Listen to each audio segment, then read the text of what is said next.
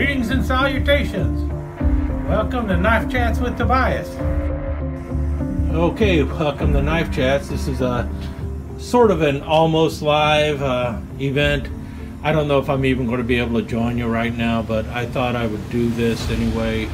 This is a quick update of how I'm moving things around in the collection. If you remember, at one time this was just an entire wall of knives. Just a few of those knives are still over here.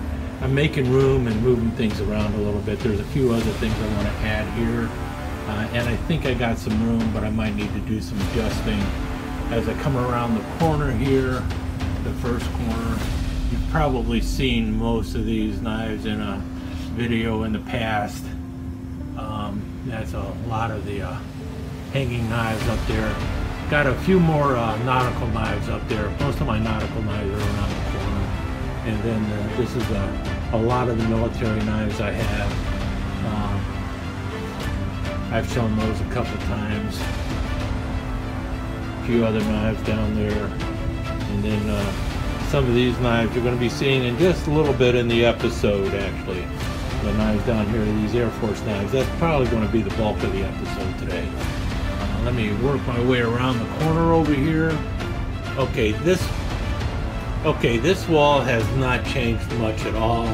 You do see a couple things added, like the cork knife that I did a video on just a little while ago. Here is my wall of stickers. As always, I'm always interested in doing a sticker swap with somebody. So if you've got a sticker and you want to make a swap, I definitely am in the mood for that. I always want somebody else's sticker. Once this board gets filled, I'll just move on to another board. And moving next to that, that's where you see most of my nautical knives, my rope knives and stuff. These are mostly the Marlin spikes and stuff. That collection is really beginning to take off again.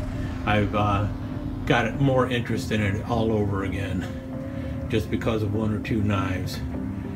I got one that I should break out. Maybe I'll show it briefly here. I do need to review it, but I haven't done a review yet for it. And then if we go over to the other side over here, let's see if can't go too high because YouTube will get all mad at me. But this is the Red Ryder knives and such, and some of my other novelty knives.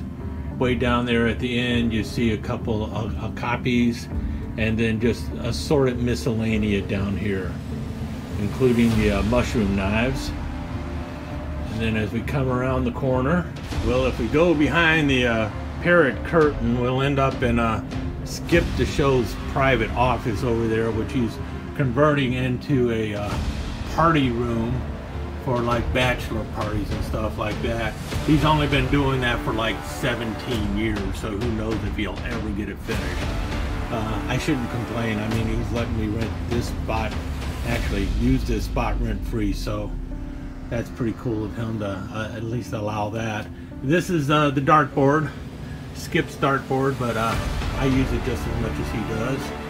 And then we come around the corner. We got the Ghost of the Red Baron there. We got some darts down here.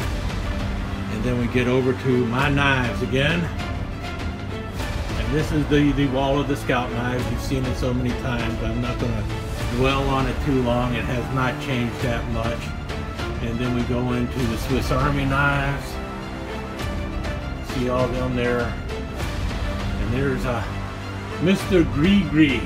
It's not Gris, but I'm not going to correct Skip.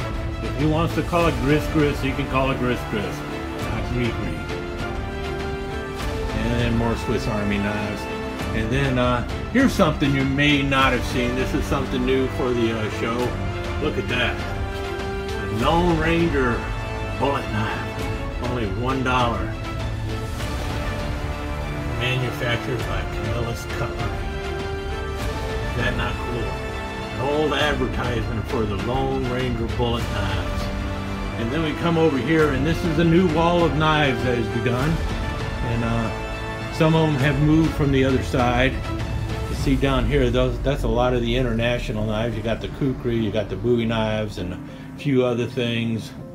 You got the Canadian belt or Canada belt knife, Canadian belt knife. You also got a few other things on there. There's the that beaver tail fur trader's knife. Somebody took out the Undertaker. That's an interesting way of putting it. There's a bunch of German knives and such. And then down below, wait a minute, there's the Undertaker. What's going on? And then finally we get over here and well, where's Kitty's Corner? Anyway, that's the way the things are looking right about now. Let's get back over to the workbench. I'll turn this camera around and we can do some chatting. First thing I want to talk about, and I think you'll like it, a lot of the knives you're going to see today are going to be fixed blades. This is my Mark II fighting knife, commonly referred to as a K-bar.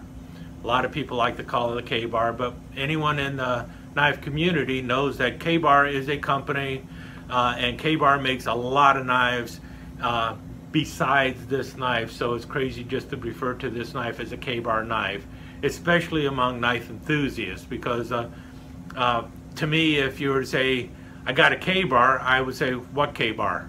And if you showed me this, I would tell you, no, that's the Mark II utility knife, Mark II fighting knife, Mark II combat knife.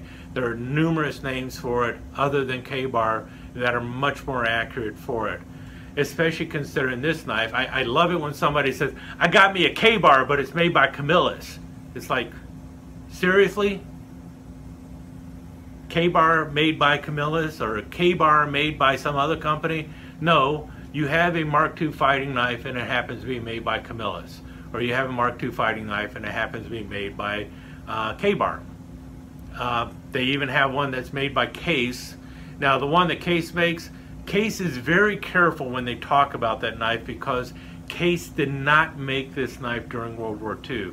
They submitted their design for it, and including the cost that they were going to pay for it, that the military is expecting to pay for it, and Camillus was denied a contract, and instead they were given a couple other knife contracts for the Navy and for the Marines, or actually for the Department of, well, what was it called? The Department of War at the time. It'd be the Department of Defense now, but the Department of War instead wanted K-bar to work on a couple other knife projects, one of them being like the V42, which is a very popular knife. Also, Case was making several other knives, including the Mark III trench knife, but they did not make this knife during World War II. However, since then they have made numerous knives of this variety, but they were not contracted to make it during World War II. A couple things that I wanted to clear up about the knife. But now that I've said all that, oh, and Camillus was the major producer of this knife.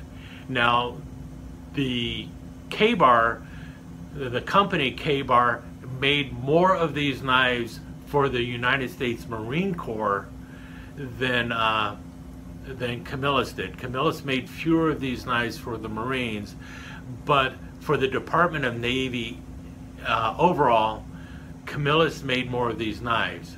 And because, well, the Navy needed more of these knives than Marines did, well, guess what? They made a lot more of these. And also when K-bar was unable to fulfill contract obligations for the Marine Corps, Camillus was also making these knives for the Marines.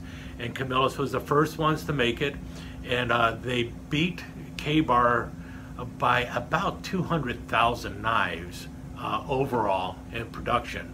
Most of them going to the United States Navy as the Mark II utility knife. And I think one of the reasons why the Marines always were saying, no, I want one of them K-bars, is because they did not want one that was stamped USN if they were a US, if they're a United States Marine Corps. They wanted one that was stamped USMC. And also, I have to admit it, when you look at them, especially the early Marine Corps K-bars with the red spacer and stuff, they just looked a lot nicer than the ones that Camillus was turning out. and so that's another reason. It had a nicer finish, at least in practice. Which one held up better in combat? That's a different story. I bet you they're about even when it came to you know, being used as a pig sticker, opening K-ration cartons and everything else.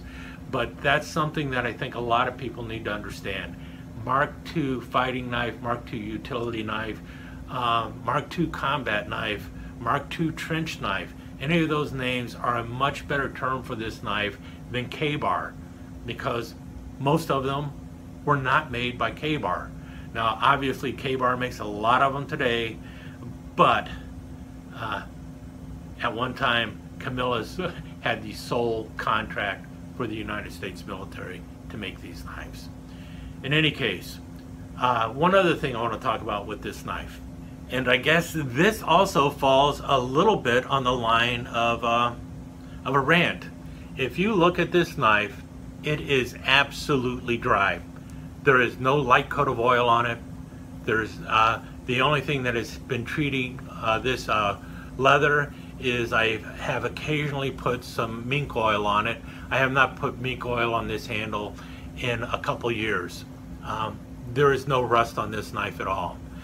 The only time this knife ever had rust on it when I was training in Fort McCoy, Wisconsin as an ROTC cadet, and that was back in 1974 or 1975. I've had this knife that long, and this is the original sheath with it, and you can see the sheath is a little bit worn out, especially the tip here from it being tied down into my web gear and such, and because on more than one occasion this knife has gone into the sheath backwards. Yeah, it will fit into the sheath backwards, but it shouldn't go that way because it definitely pokes holes in the bottom of the sheath when I do that. But being left-handed, sometimes it goes in the sheath the wrong way. In any case, the only time this knife ever got any rust on it was when basically playing around in a swamp for 5 days up in Fort McCoy, Wisconsin, and this knife was in and out of a swamp day in, day out, and the knife would be in the sheath, it would dry in the sheath. It was probably used once or twice in the entire 5 days.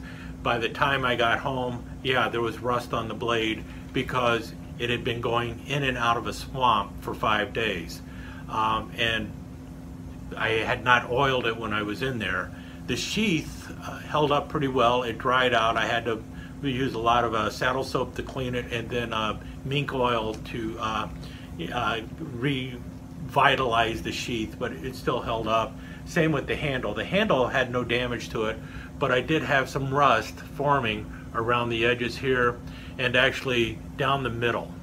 I took some steel wool, got the surface rust off. I oiled it and everything else, and then I was ready to store it.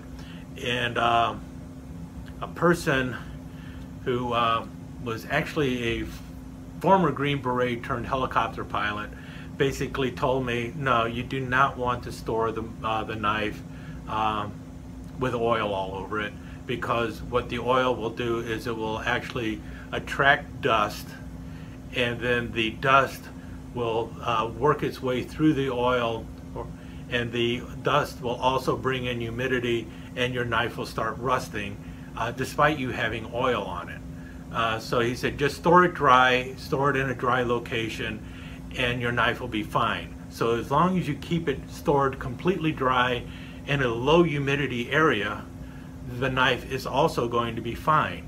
And that is what I have done with this knife since 1975 or so, and the knife has never rusted since.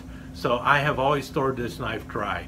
The only thing I have ever done is occasionally use a little mink oil on the handle, and whenever it's dirty, I wash it down, I oil the blade, wipe all the oil off, and store it dry, and no rust. Now, maybe if I was in a high humidity area or right by the sea or something, I would have to store it differently, but I'm in the Midwest. It's relatively dry. I keep the humidity down in this location to about 60%, so that which is a good temperature or a good humidity for both the leather and the metal, 60% humidity. And I store it dry, and it's fine. Now, no, I know somebody's going to go out there and yell and scream, no, you got to oil that thing. No, I don't, and I'm not going to. It has worked well for over 40 years being stored dry, and I'm keeping it that way. Maybe I'm crazy, but storing carbon steel dry in a low humidity area works pretty well for me. Okay, before I move on to my next rant, I want to clear up something about the Mark II fighting knife, and that's the production numbers. I actually started to talk about the production numbers in the video earlier, but I took it out because some of the numbers I had were wrong, so I went and verified and got the correct numbers.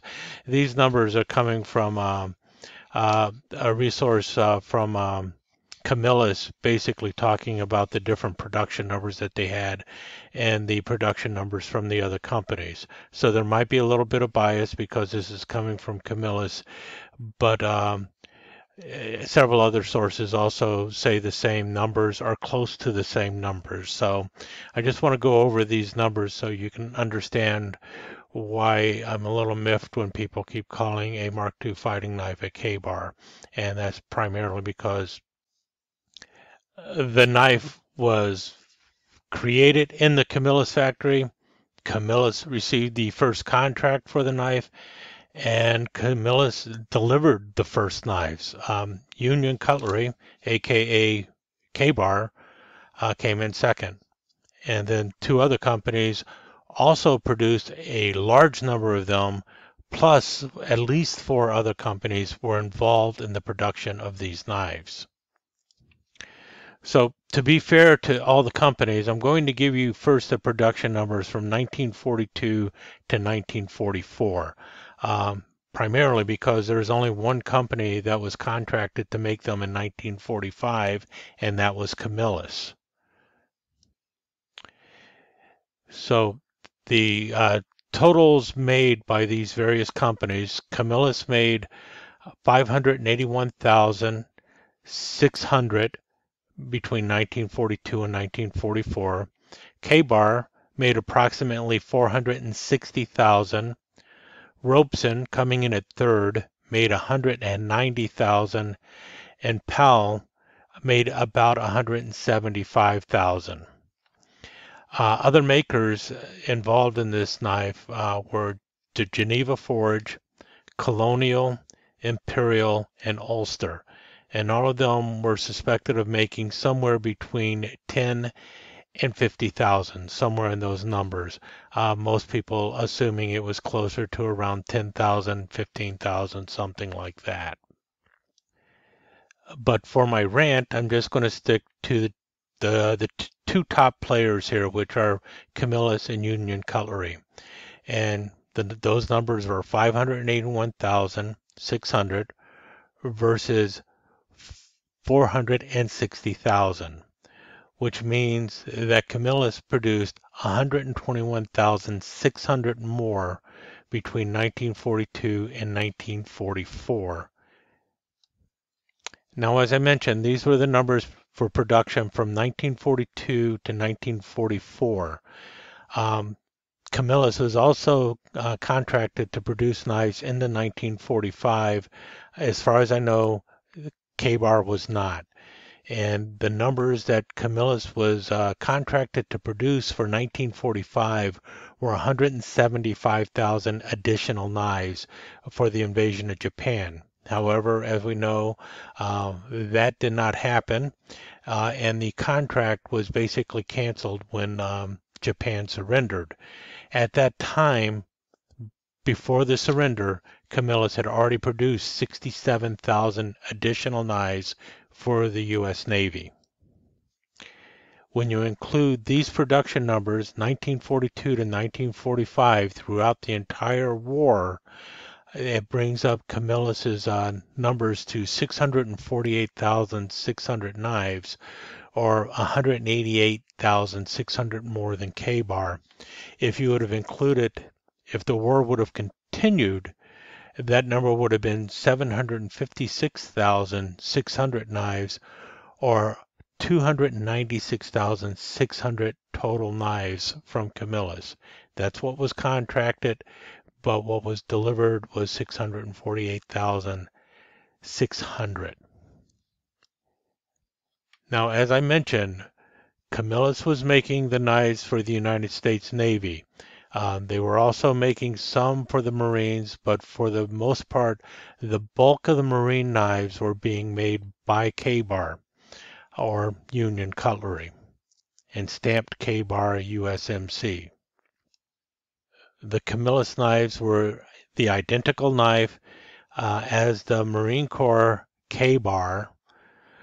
The only difference is it was stamped USN in most cases, or it might have just been stamped Camillus. And as I also mentioned in the beginning, especially in 1942, the K-Bar had a better finish, especially with some of the handle accoutrements that were on there. Plus it was stamped USMC, and the Marines wanted a knife that was stamped USMC, not Navy. And that was the principal reason why the name, or why the K-Bar Mark II fighting knife became so much more famous than the Camillus utility knife used by the Navy. Same knife, and most of them were produced by Camillus during World War II, just not for the Marines. And after World War II and all the way up through the demise of Camillus in 2007, the majority of these knives that were produced for the U.S. military were produced by Camillus.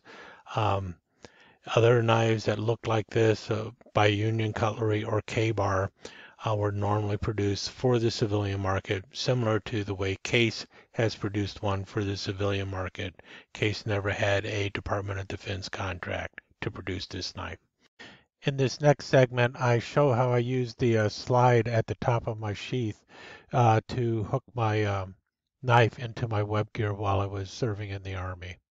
So I would say 80 pounds ago or 40 years ago, and this was actually the suspenders I used with my LCE, the load carrying equipment I used in the Army. And notice West German Army flashlight, and over here is my Mark II fighting knife. And as you can tell, these are not normal suspenders that you would have seen even in the Vietnam War. These were even earlier than that. These are the suspenders that were used during the Korean War.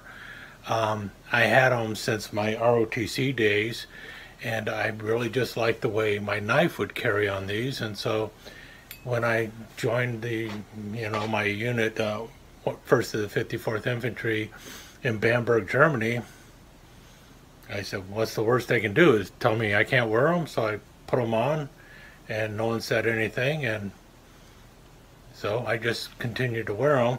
Then when I went to HHC 3rd Brigade 1st Armored Division, no questions asked either, so it wasn't a big deal. All I was going to say is it's what they issued me. In any case, well, they didn't really issue it to me, but no one ever complained, and most people said, where'd you get those straps? And I was like, those are pretty cool. And I really did like them, and they worked very well, and especially for my knife. As you can see, it actually straps on and goes, well, I'll show you here. The knife actually goes underneath my armpit, and it's held in the back. So it's easy enough to pull from here and put back in from here. And it's up above the waist, which means I don't have to worry about it getting wet and everything. And because it is upwards, it's standing upwards and easy to reach, I could get it out with no problem. And also, I didn't have to worry about it accidentally falling out. Because the typical thing what people were doing with their Mark II fighting knives is they would tape it upside down on their suspender, and then it would just fall out all the time. No problem with that. And you can see here,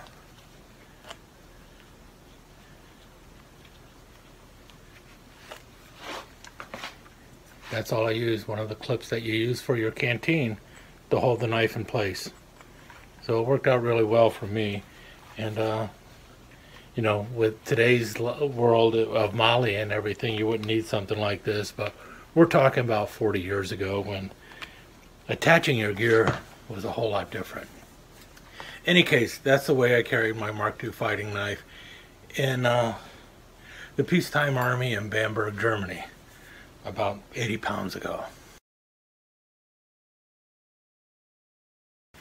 All you vets out there, are you familiar with how your doctor will go around telling you, man, you really need to lose weight. You're like 60 pounds overweight. Carrying all that extra weight around is hazardous to your health. Funny, the Army never said that about your rucksack. Carrying all that weight around is hazardous to your health. Yeah, the spare tire I got around my waist probably weighs as much as my rucksack did back when I was in the Army. And I was never, ever told, don't carry that, it's bad for your health.